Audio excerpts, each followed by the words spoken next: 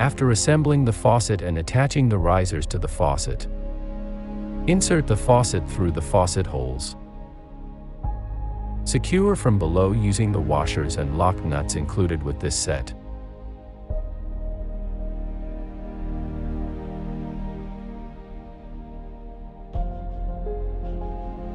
Apply thread sealing tape.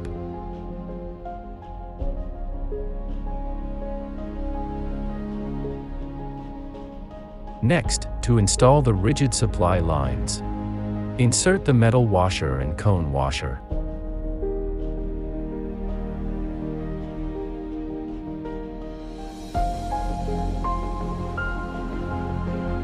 From below, insert bonnet nut.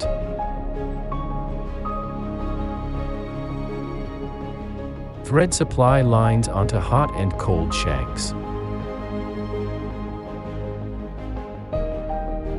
Make sure to tighten with plumbing wrench.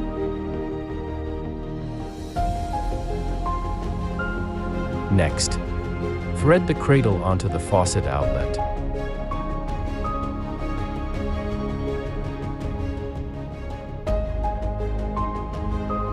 Attach the hose to the cradle outlet.